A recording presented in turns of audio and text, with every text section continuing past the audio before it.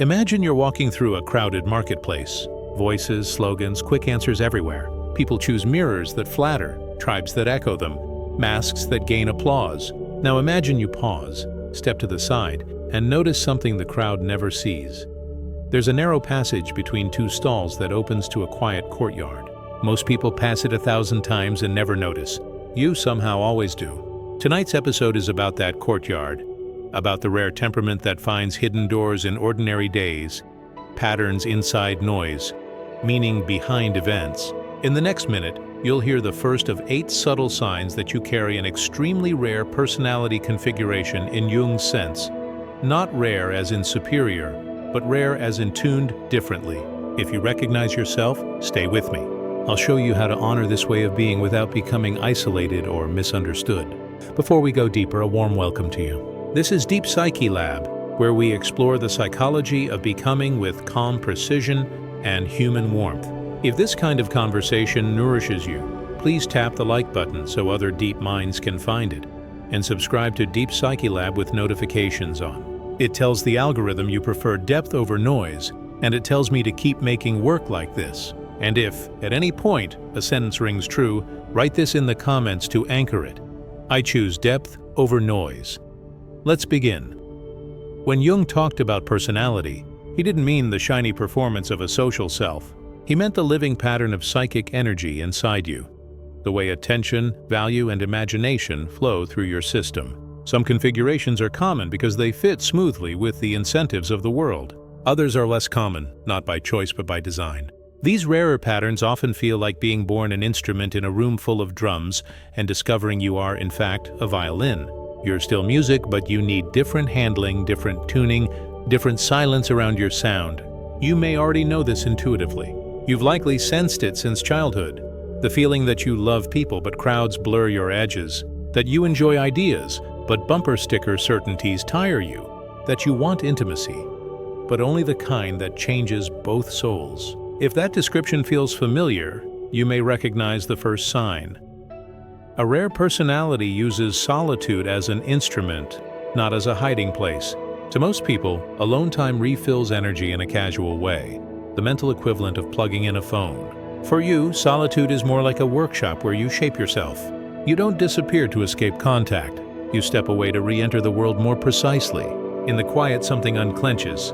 The mind stops reacting and begins composing. You listen to the faint signal behind the day's signal. You wander deliberately, feeling the contours of an idea like fingertips along a carved surface. Jung would call this the movement of introversion, not as shyness, but as a turning inward to the source. If you've ever found that an hour alone allows you to solve in one stroke what weeks of discussion only complicated, then you're using solitude as a tool. And yes, the world might misunderstand that. They might label you distant because they confuse constant contact with connection. But connection for you requires oxygen. It requires the charged silence in which the right words arrive. If that's you, you are not antisocial, you are pro-essential. If this is landing, like the video and tell me in the comments, my solitude has a purpose. The second sign is that you mistrust pre-packaged identities. Jung spoke of persona, the social mask built for the marketplace, and shadow, the parts of us the mask hides. Most people treat the mask as the face, and the face as the truth. A rarer temperament knows the mask is useful, but never mistakes it for the person. This shows up in tiny ways. You can't repeat a slogan unless you've metabolized it. You resist group aesthetics that ask you to dull your edges. You won't join the chorus until your own note is present. Sometimes, this creates friction. You may lose opportunities because you won't decorate your bio with fashionable virtues you aren't prepared to live. But in the long run, your self-authorship pays compounding interest. You're building a life that fits you first and then fits the world, rather than the other way around. In Jung's terms, you prefer individuation to imitation, the lifelong process of becoming who you already are in seed form, shaped by experience rather than dictated by the crowd. Notice how this impacts your decisions. You would rather be coherent than popular. You can enter any room, but you refuse to fracture to stay there. That's rare. Keep it. The third sign is how you treat pain. Most people attempt to outrun it. You ask it to teach you. This doesn't mean you enjoy suffering. It means you suspect it contains information. Jung compared symptoms to meaningful messages from the psyche, enigmatic letters that arrive when the conscious self refuses a truth. The rare personality reads those letters. You sit with discomfort long enough to translate it into direction. After heartbreak, you map the pattern. After failure, you rearrange the architecture of your effort. After betrayal, you update your boundary system, where you say no and why. This makes you appear older than your years, or more accurately, deeply seasoned. Friends may come to you because your presence calms the frightened parts of them. You never pretend to fix what can't be fixed. You simply make space in which their deeper intelligence can breathe. Pain doesn't make you cynical. It makes you precise. You believe life can hurt and still be holy. If that sentence describes you, consider leaving the phrase "I alchemize my pain" in the comments. It will meet someone scrolling at midnight who needed to read exactly that. A fourth sign. You notice patterns inside events and symbols inside patterns. Jung used the word symbol in a precise way. Something that connects the seen and the unseen, a surface that points to depths. The rare temperament has an almost poetic nervous system. Meaning is not an optional decoration. It is the very fabric of your attention. You might spot the same motif across domains. A book you needed appears in 3 separate conversations. A line of music returns in a dream. A stranger's kindness echoes a decision you've been postponing. You may also have a knack for reading situations quickly and quietly. While others argue facts, you feel the climate of the moment. You sense where the power sits, where the fear hides, where the truth has been exiled. You do not confuse data with wisdom. You use data as a window, not a wall. This ability is glorious and dangerous. It can tempt you into magical thinking or paranoid maps if you're not grounded. So you train yourself to pair intuition with verification. Your hunches audition for evidence. This marriage of inner signal and outer check is your craft. The fifth sign is your relationship to paradox. Many people need the world to settle into either-or categories: strong, weak, logic, emotion, self-other, spiritual, material. You can rest inside both and you think with both hemispheres at once. The left-hand habit of analysis and the right-hand habit of synthesis.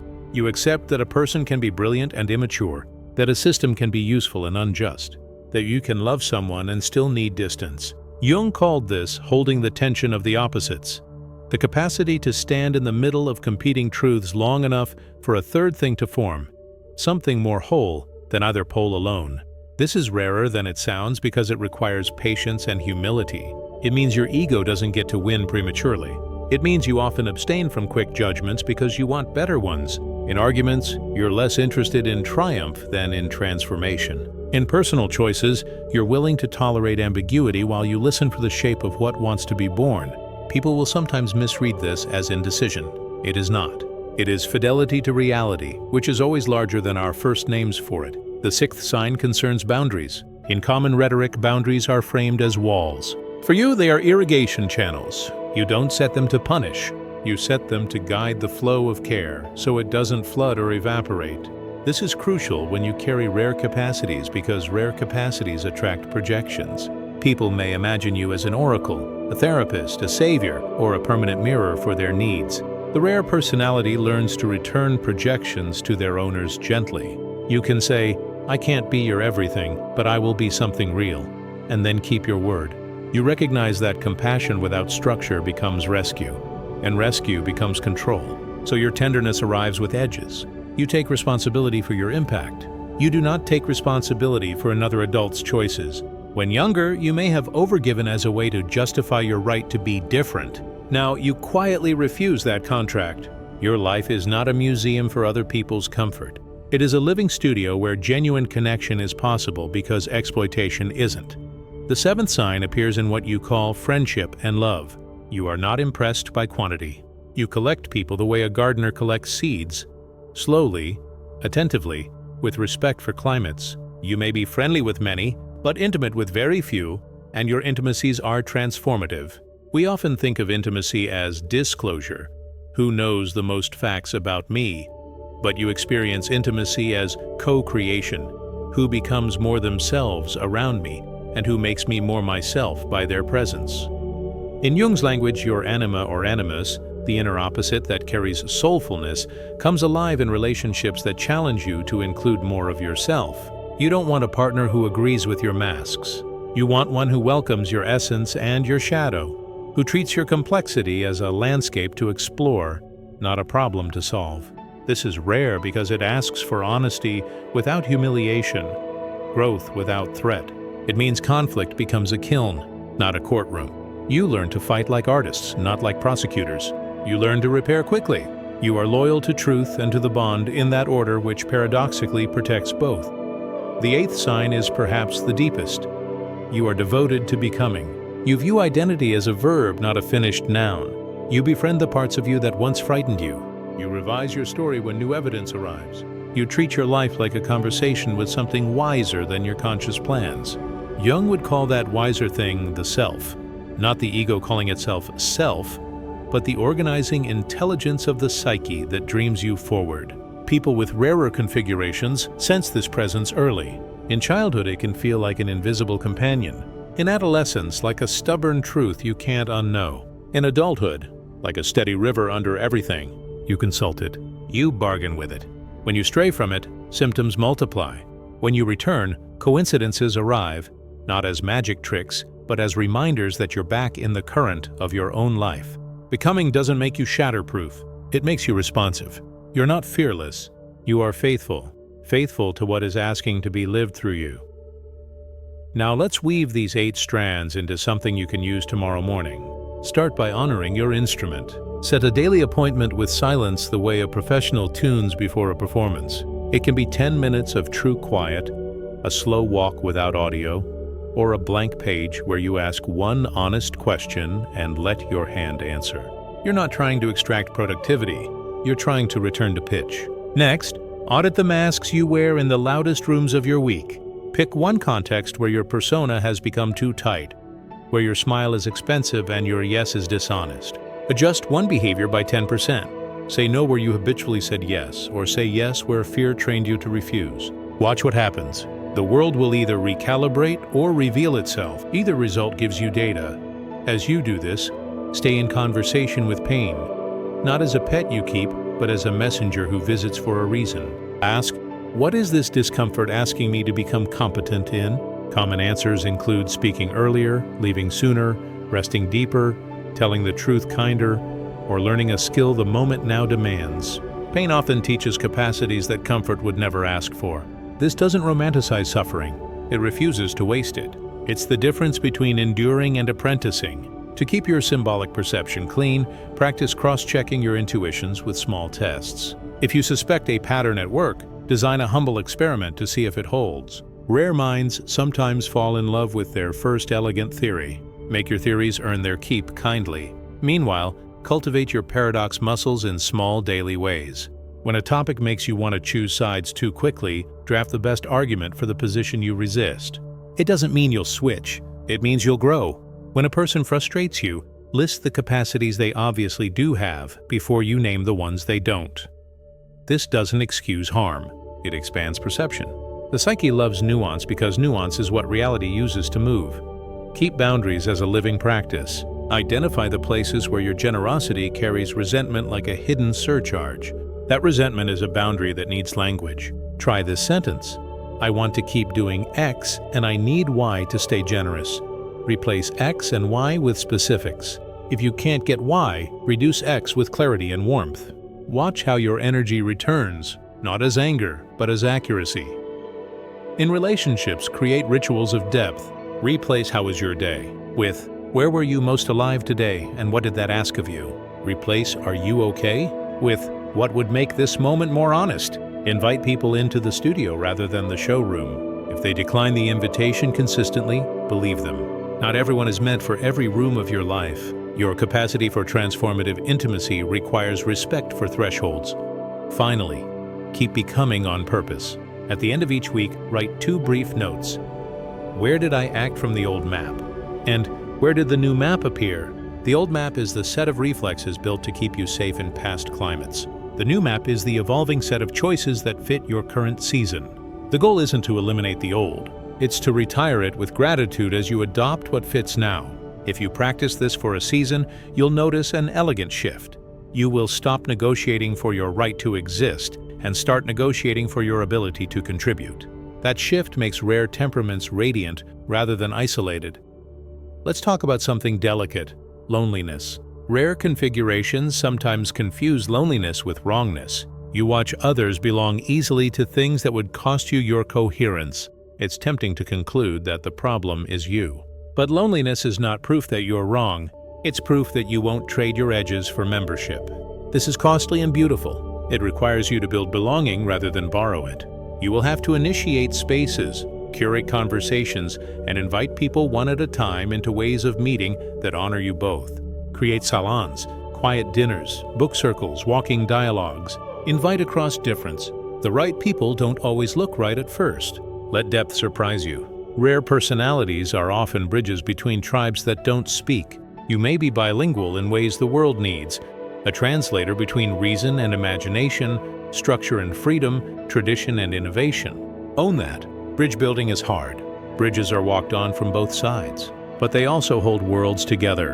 Another delicate subject is ambition. You are likely ambitious in a quiet way, not necessarily for status, but for effect. The felt desire to deliver your exact medicine to the exact place it's needed. This can stir envy in environments that confuse volume with value. You don't need to answer envy. You need to aim. Set a target that measures integrity as well as output. For example, publish work that someone rereads a year from now, or build a team that leaves healthier than they arrived, or design a process that protects curiosity under pressure. Ambition becomes clean when it includes how you will remain human while pursuing it. Watch your energy economy. Jung spoke of psychic energy as a real force that organizes itself along our fascinations and fears. Notice which activities multiply energy after you do them, and which activities burn bright then leave ash. Rare personalities often get caught in secondhand intensity, mistaking other people's urgency for their own. To avoid this, keep a simple ledger. For 7 days, rate each significant activity on a +2 to 2 scale for how you feel 2 hours later, not immediately. Patterns will appear. Adjust accordingly. This protects your instrument so the world gets your music rather than your exhaustion. Let's also name your relationship to time. You likely keep 2 clocks, a slow one for becoming and a fast one for execution. You can hold a vision for years without rushing it, then move in a week when the conditions align. This confuses linear planners and thrills improvisers. Your job is to communicate. Tell people which clock you're using and why. We are slow baking this decision because it shapes the next 3 years. Or, we are moving fast this week because the window is open. When you pair clarity with tempo, your rare timing becomes a strategic gift rather than a social friction. Along the way, befriend the parts you've exiled to survive. Jung called this work shadow integration. Not glorifying your darkness, but reintegrating any vitality you locked away because it caused trouble in old climates. Maybe your anger became sarcasm. Maybe your desire became hyper-control. Maybe your sensitivity hid behind competence. Invite those energies home and give them jobs. Anger becomes boundaries. Desire becomes discernment. Sensitivity becomes precision. When these energies accept promotion from saboteurs to guardians, your personality grows rounder. People will feel the difference. You will too. Because you are tuned for pattern, you will encounter the temptation of certainty. Resist it kindly. The psyche punishes arrogance with blind spots. Keep a practice of deliberate embarrassment, which is a playful way to say, put yourself regularly in rooms where you're not the expert. Learn a craft you're bad at. Take feedback from someone younger. Let your categories be revised by contact with the real. Rare minds rot when unchallenged. They ripen when humbled. This might sound like a paradox, but remember, you are not special. You are specific. That sentence is freedom. Special tends to breed pressure and comparison. Specific breeds stewardship. Your job isn't to be everything. It's to be exact. When the exactness is delivered, the world is secretly relieved. Rare personalities are not meant to tower above. They're meant to thread between, connecting ideas that weren't speaking, people who weren't meeting, time frames that weren't aligning. Specificity is the gift. As you listen, notice if your body has softened even 5%. Rare souls often live with micro-bracing, a subtle armor worn against misunderstanding. It gets tiring. Let it drop a little. You don't have to prove the reality of your inner life to anyone in order for it to be real. You can simply live it consistently and let results accumulate. One of the most elegant sentences you'll ever say is watch. Not as a challenge, but as a promise to yourself. Watch what happens when I stop fracturing to be loved and start concentrating to be useful. If you've watched this far, you've probably recognized these 8 qualities in ways that feel both validating and confronting. You may be thinking, yes, that's me, and also, yes, I have work to do. Good. That's the sweet spot. You don't need a personality test tonight. You need a decision. Not a loud decision, a quiet one. Decide that from this week forward, you will treat your temperament as a responsibility. Not a burden, not a crown. You'll design days that protect your clarity. You'll choose relationships that welcome your full range. You'll train your gifts so they don't become liabilities. You'll keep your curiosity on a leash long enough to finish things, and you'll keep your conscience kind enough to forgive yourself when you don't. Rare doesn't mean difficult. It means deliberate. It means you select rather than scatter. It means you build slow, last long, love well. If this episode met you, please like the video. It helps other rare minds find their way here. And write the phrase, "I choose depth over noise," in the comments, so I know you're part of this quiet movement. Tell me which sign you felt most strongly, and where in your life you plan to apply it first. Subscribe to the Deep Psyche Lab channel and ring the bell so you don't miss future episodes. We release work designed to nourish that feeling you had at the beginning. The sense that there's a courtyard behind the market and that you're invited. A quick reminder before we close. This channel is educational and not a substitute for therapy. Here's your recap in one breath. You use solitude as an instrument. You mistrust masks and choose self-authorship. You turn pain into instruction. You see symbols inside patterns. You hold paradox until it yields wisdom. You set tender, intelligent boundaries. You choose intimate relationships that transform rather than perform. And you live as a verb devoted to becoming. Keep that list in your pocket, not as a checklist to perform, but as a mirror to remember. The memorable line to carry into your week is this: you are not here to be louder than the crowd. You are here to be clearer than the noise. If you do that consistently, the right people will hear you, the right work will find you, and the world will quietly rearrange around the sound of a life in tune. Thank you for spending your attention in a way that honors it. I'm glad you're here. Until next time from Deep Psyche Lab, be gentle, be exact, and keep going.